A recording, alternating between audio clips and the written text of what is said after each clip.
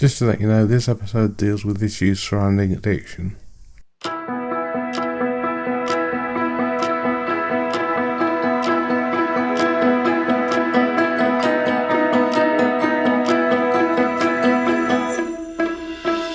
Welcome to Filmability. My name is John Fisher and I'm the author of Filmability, History of Digital Cinema, which you can find on Amazon and Kindle paperback. Welcome if this is your first time listening, and welcome back if you're joining me again. Remember that you can find me wherever you get your podcast, so don't forget to share, follow, like, subscribe, comment and all that good stuff. This week's film is Sound of Metal, the Oscar-winning film starring Riz Ahmed about a drummer who starts to lose his hearing. It's directed by Darius Marder and co-written by his brother Abraham Marder, and adapted from an unfinished docufiction called Metalhead, created by Derek from France. This is also the feature directorial debut for Darius Marder, whose previous directorial film was a documentary called Loot in 2008. As usual, if you'd like to watch Sound of Metal, I suggest you do so now before continuing the podcast, because I will be spoiling everything while going through the points in the plot which go deeper into disability. Sound of Metal is distributed by Amazon Prime globally, but I'm sure you can still find it to rent and buy elsewhere if you want to do so. So without further ado, let's go on with the film.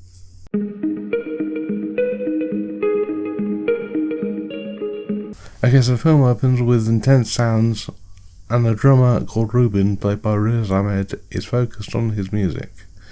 And the music starts, and he gets in the zone, and he starts playing.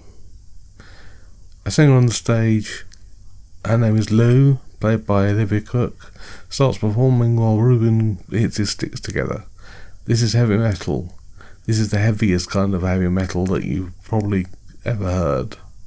It's very loud and intense, and it's not for everyone. Lou then turns to Ruben with a concerned look on her face, and the music swells to the title card. Ruben then wakes up in a trailer, he looks around, and starts making a concoction of which he blends up. He then does some exercises and cleans the soundboard with an air blower. He puts on a record with some very old jazz while Lou is sleeping.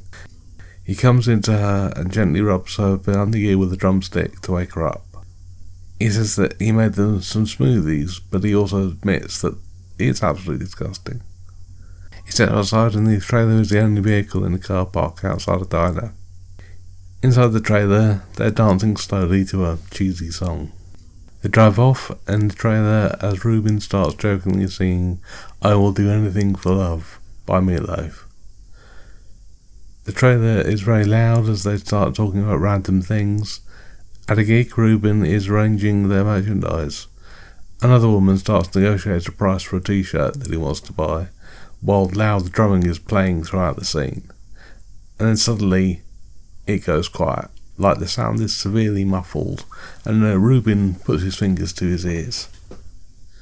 The next scene, Ruben is playing on stage. The sound goes from loud to muffled, as it did before. And he wakes up in his trailer, the sound is still muffled. He gets out of bed and looks at the mirror, trying to use his voice to make loud noises in hopes that he can hear something. He makes some coffee and sits on the bed, and he's looking despondent. Then he goes to a pharmacy and the sound is again muffled continuously, but then it cuts to a wider shot where the sound is as it should be, and the pharmacist writes down that he needs to see a doctor, while loudly saying that he can see one right now. At a hospital, Ruben undergoes some hearing tests, barely able to hear what he's being told to do. The doctor says words for Ruben to repeat, but he gets them wrong and eventually stops responding altogether. The doctor tells him that his hearing has been severely affected. He says it might be because of the loud noises that he's exposed to, or it could be something more of a viral nature. He then tells him about a cochlear implant that he can get that will enable him to hear properly. He's told it's expensive though, and it's not covered by insurance. The doctor also emphasises that his hearing is not coming back, and that he should expect it to get worse.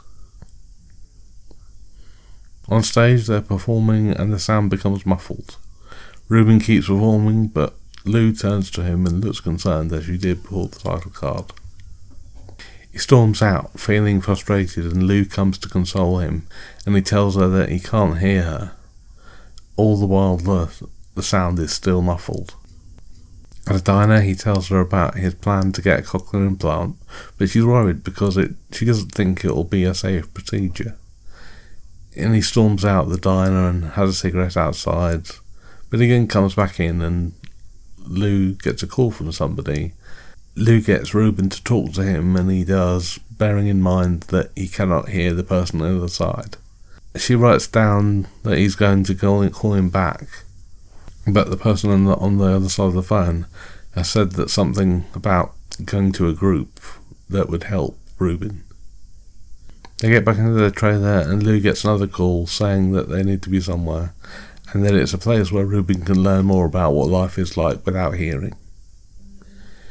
He lays in bed awake, still looking worried, and then they cut to a point where he's driving while Lou is sleeping. He drives past a sign that says deaf child area, and he looks concerned. There's a look of shock on his face.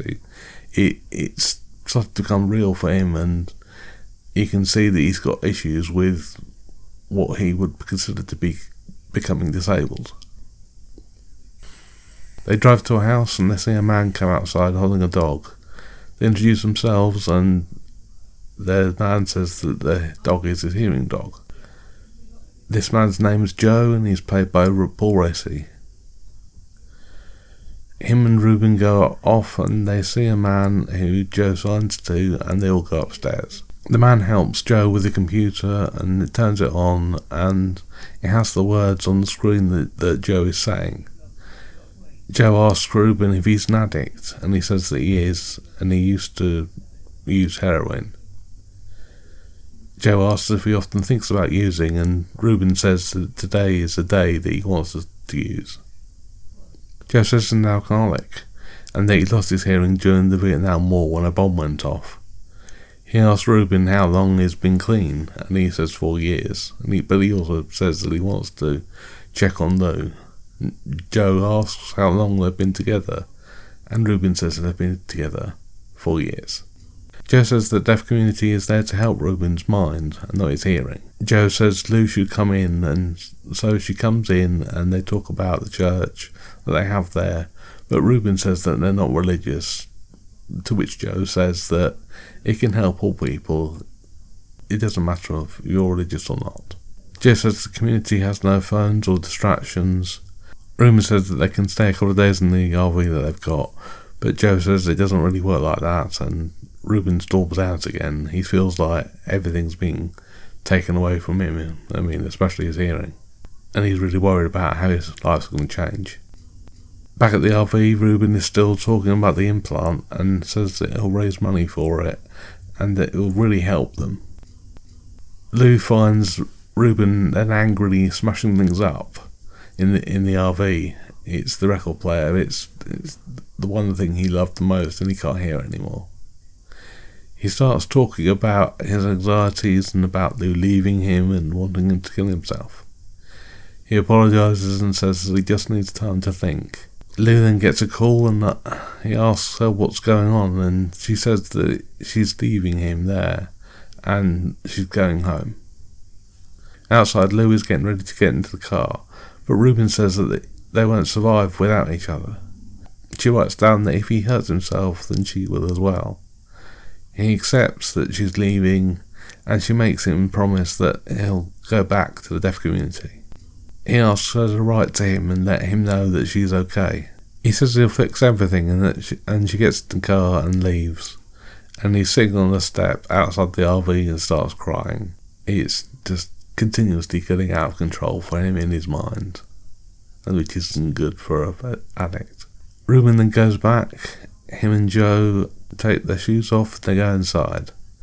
He's shown to his room and says hello to his roommate, and then he sits on the bed. And Joe comes back in and signs that he wants Ruben's car keys. Ruben doesn't know sign language at this point, but he understands that Ruben wants the keys. He's reluctant, but he gives them to Joe, saying that he wants them back if he asks for them. Ruben goes to a group meeting where everyone's signing and they sit down together. He introduces himself and apologises for not knowing sign language, and everybody else still signs around him. They have dinner and people are still signing, and Ruben's watching cluelessly as the audience hears his perspective is muffled. Outside, Ruben has a smoke, and then they cut to him inside. He's trying to get to sleep. In the next scene, Joe writes Ruben's name on the whiteboard, and another person types out on the laptop that they all have their jobs there, and Joe signs to them and they leave. Joe and Ruben go to a building and they're introduced to a teacher. He stands in front of the class as they all sign, and she assumes that he signs as well. He apologises that he doesn't know SL, and she writes her name on the whiteboard. Her name was Diane, and she's played by Lauren Ridloff, who some of you may recognise from The Walking Dead and Marvel's Eternals. He then writes his name in huge letters like graffiti. One of the children make a noise, and Diane crosses her fingers to indicate that the boy is saying that he wants to go to the toilet, and the whole class do the same thing. It's a funny moment, especially if you know what's going on. Ruben is briefly shown in another scene in an adult group, but they're talking about voices. And this is something I feel like I should highlight, because although I've talked about it before, it's worth repeating.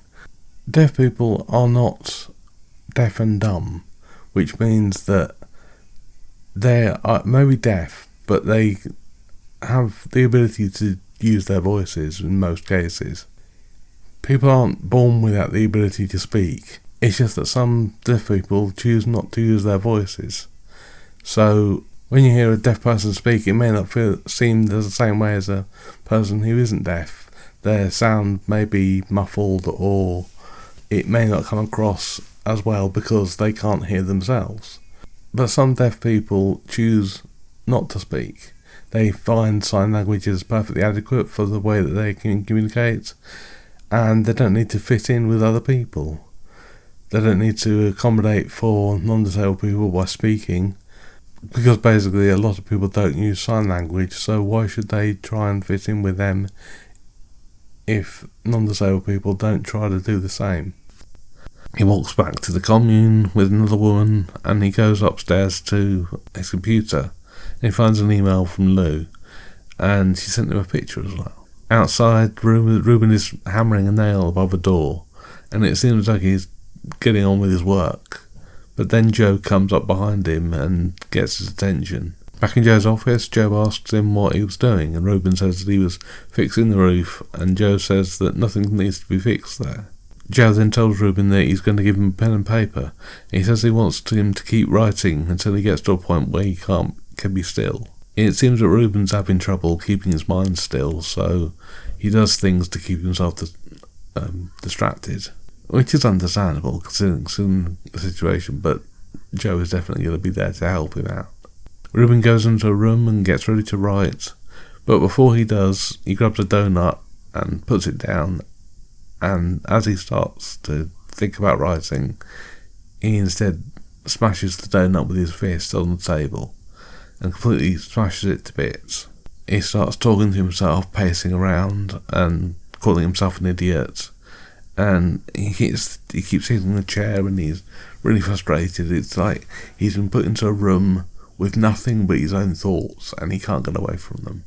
Back at school, Ruben's with the kids and the teacher, and he asks Diane something, but it's all silent and muffled there. He goes outside and sits on a slide in the playground and feels a kid hitting the slide at the top. The vibrations run through the slide and through Ruben's body, and he starts banging out rhythm on the slide as his drummer's instincts kick in, and the kid lays his head on the top of the slide so you can feel the vibrations. It's a nice moment. It's finally getting to a point where perhaps Ruben is understanding that there's more to life and that he can still enjoy music without having to hear it in the way that he used to. On a field trip, Ruben is signing to the kids now. They play a few games and Ruben is relaxing. He's signing back and forth and no one's talking, and then the kids all bundle on Ruben and get him on the floor, and it's a nice little montage of it showing Ruben is perhaps becoming more accepting of his life now there. And then in the group session, Ruben and another kid are signing the alphabet to each other. It's sort of a challenge to see who can sign the alphabet the fastest and get it all right. Ruben gets something wrong and the other kid wins, but Ruben wants to try again, and he goes through it and he gets it right. After dinner, Ruben is drawing a naked woman while he's sitting on his bed. Another woman's watching, and she's making him pay more attention to the pubic area, which will become clear later. In a class, Ruben has drumsticks, and so do all the other kids. And he gets them to play a game, mimicking what he does with the drumsticks, and they make a rhythm, and the rhythm gets faster, and it's all really quite a good sort of group session, and then afterwards everyone applauds, but in sign language, which means that they put their hands up and they wave them back and forth. Joe and Ruben are talking on the porch. Joe says he liked the sign name that Ruben has adopted. He says that it's because Ruben's eyes are wide like an owl. Ruben playfully tells him, "Fuck you." But Joe says he thinks he already knows a way that Ruben can stay on if he wants to.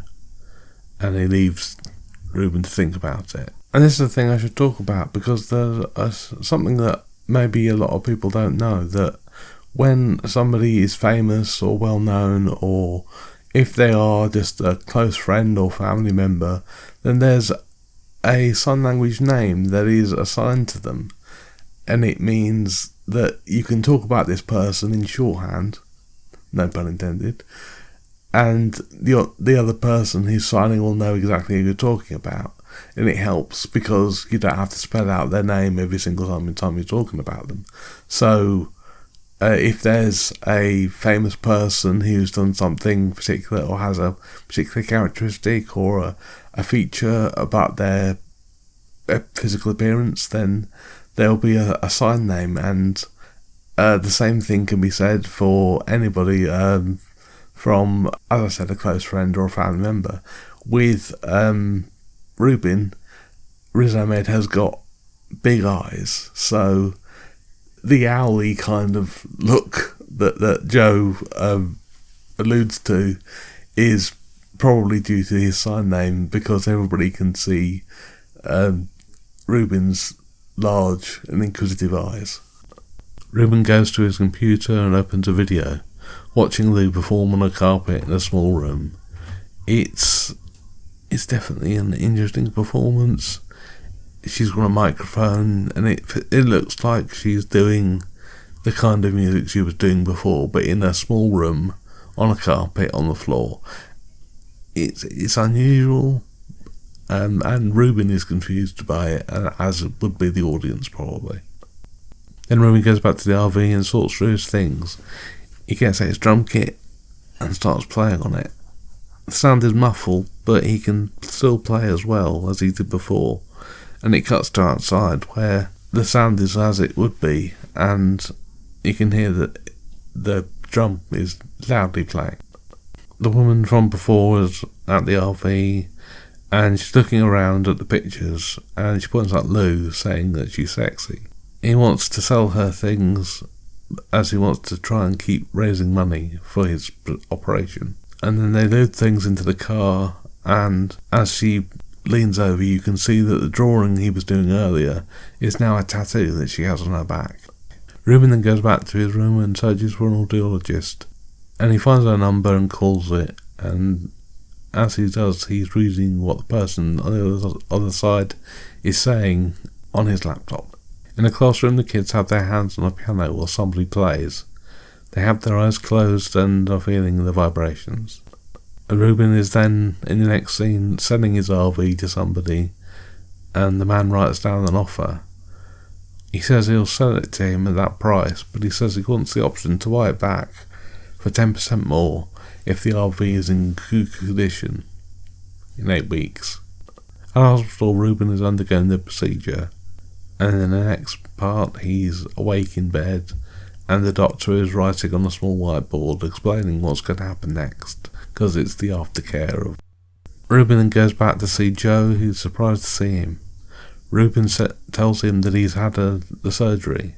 He says he needs to save his own life, and that if he stayed there enough, he feels like he would fade away.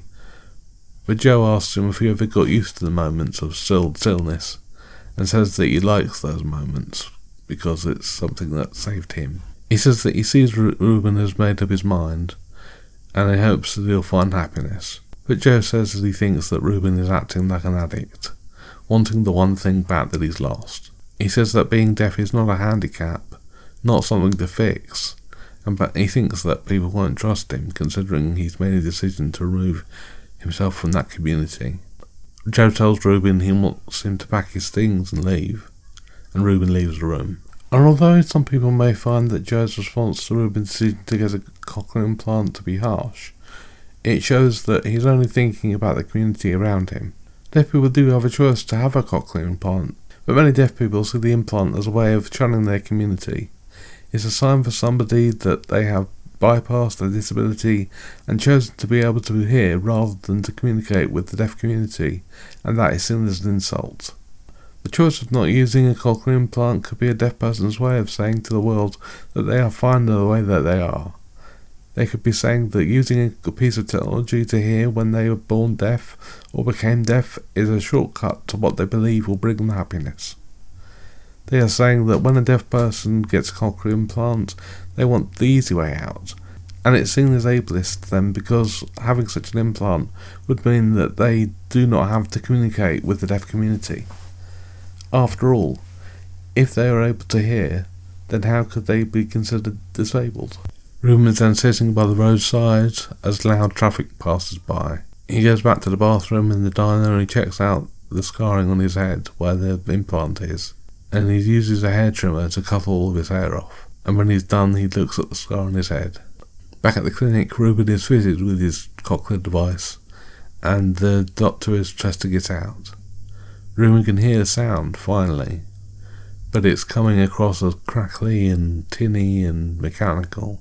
He has trouble hearing properly at first, and the doctor adjusts it, telling him that it wouldn't ever be perfect, and that he should take a few weeks to get used to it, or something like that, because we are hearing what Ruben is hearing in this point, at the level that he can hear through the implant, and it's not very clear, so I might have got that wrong, I don't know. Let me know.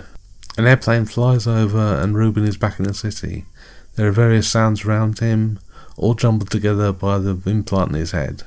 He gets to a building and presses an intercom button, and he has little trouble saying his name clearly because he can't hear himself properly over the noise of the city and his own implant. But eventually he goes inside and sees a man, and this man's name is Richard and he's played by Matthew Amarick. Ruben tells him that he's got an implant, and he takes off his beanie to show him. Ruben says that he's come to surprise Lou, and he's told that she'll be back later tonight. They sit down to eat, and Richard starts asking about where Ruben grew up. Ruben talks about his life, and Richard says that he wasn't sure about him when they first met, especially considering that his wife killed herself. He says that Ruben was taking his daughter away from him, and he's glad that he's back though, and that's the important thing. So, for the audience, it's revealed that this man is Lou's father. Ruben is settling in bed and drifting off to sleep when Lou comes in. He's happy to see her and surprised that her hair has changed. She has a look at the implant and he says it feels weird, and he asks her if it looks weird, and she says it looks neat. Ruben then goes to the garden where there's a big party, and all the loud noises jumble together like they did in the city. He walks around and talks to Lou briefly, but it's all unintelligible. And then Richard comes out and taps a knife on a glass and brings the noise to clarity. he starts talking about a song him and Lou used to perform when she was little. And she starts singing in French, and her father joins in as the crowd watch. And then the sound goes from being as it would be for the rest of the crowd to what Ruben can hear. And it's all jumbled and mechanical sounding. It's clear that on his face, he's not getting out of it what everybody else is. Later, Lou's getting undressed for getting to bed, and she has a kiss and cuddle with Ruben, but then Lou stops to drink a glass of water. Ruben talks about how he's impressed with her singing and speaking French as well. He didn't know that she could do that. And they talk about going back on tour on the road. He says he saved her life, and she says that he saved hers. And they, at a certain emotional moment, they start crying and they hug. And it's really showing how they've gone off their separate ways and come back, and their bond is still as strong as it ever was. And then Ruben gets out of bed while Lou's asleep. He goes outside and he can hear all the sounds of the city jumbling together as they were before. He sits and observes the life around him. Then he hears a clock tower chiming loudly, and then he decides he's taking off his hat, and he disconnects his implant, and everything goes silent. It's not muffled, it's just no sound whatsoever. He continues to watch people around him and looks into the sky, and you get the impression that Ruben has perhaps finally found peace. Okay, so that was the film, and next I'm going to talk about my thoughts on the film and how the representation of disability would come across for a non-disabled audience.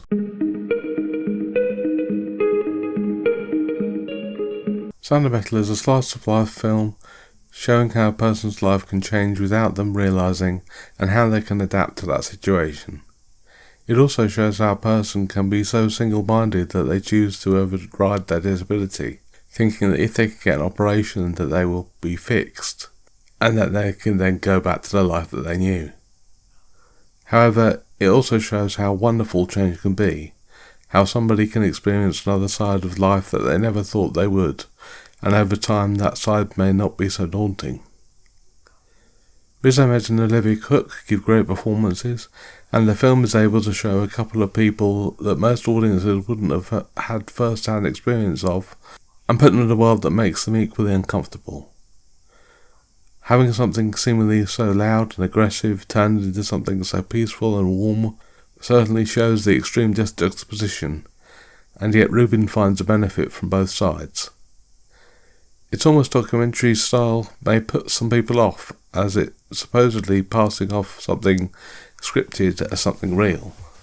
However, the authenticity in the performances and the inclusion of real deaf people among the cast may help non-disabled people see the reality of their lives and become comfortable with it, while along the way showing the audience that disability is not something that they should be scared about if that ever comes their way.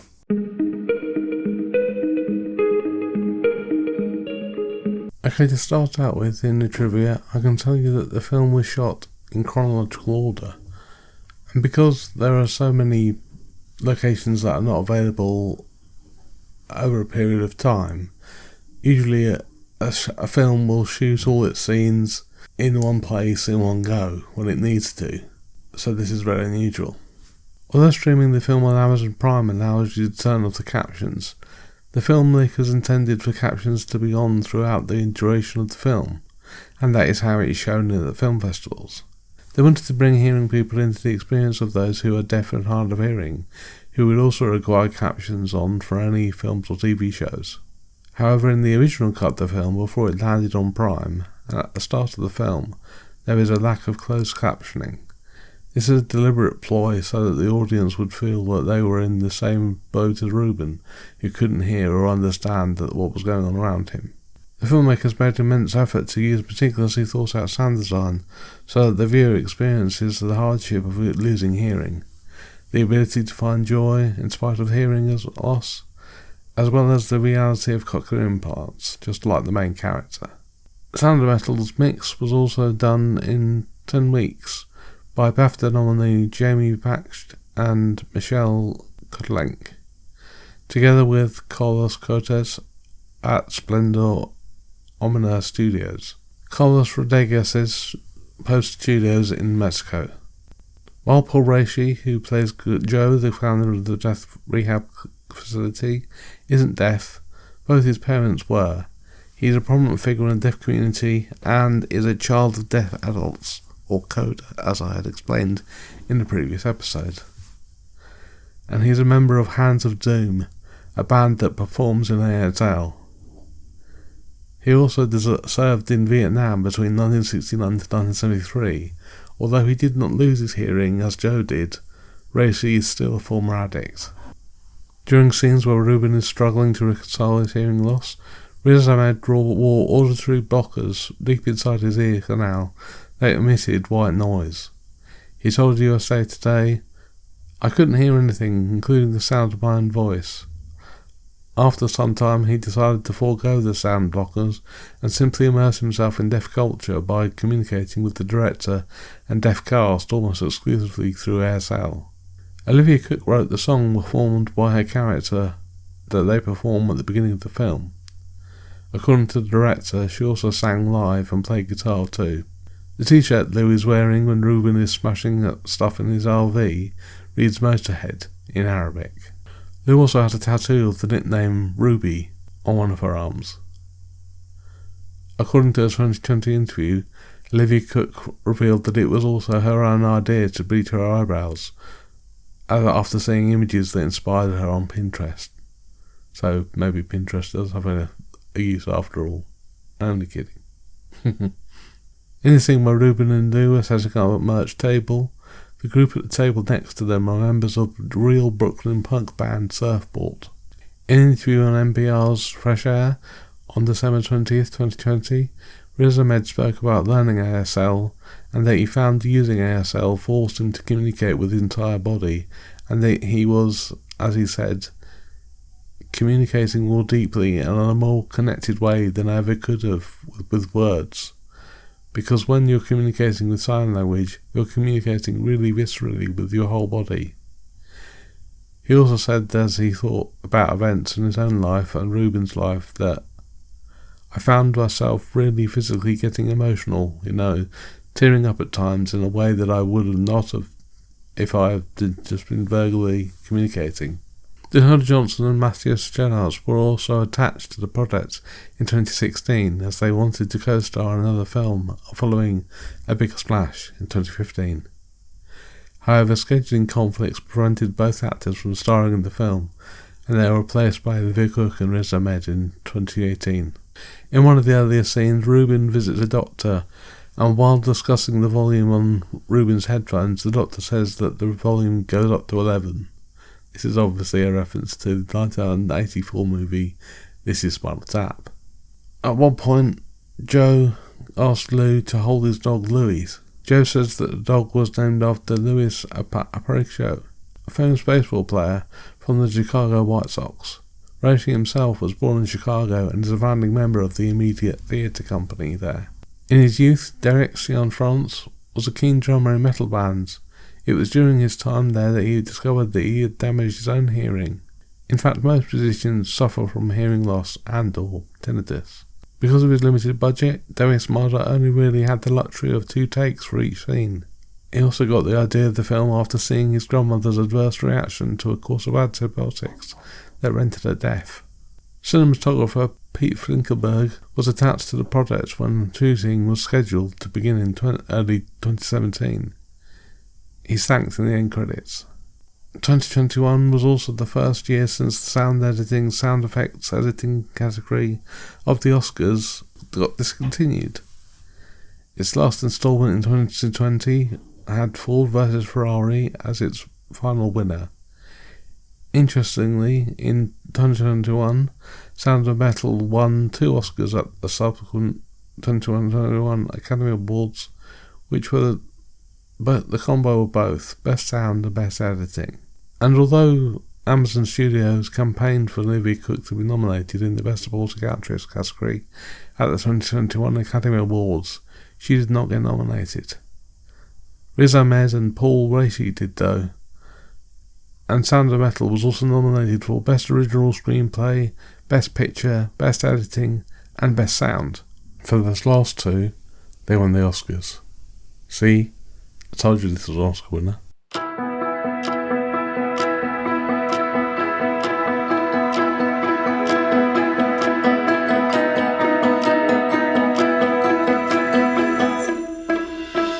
And that's it for this week.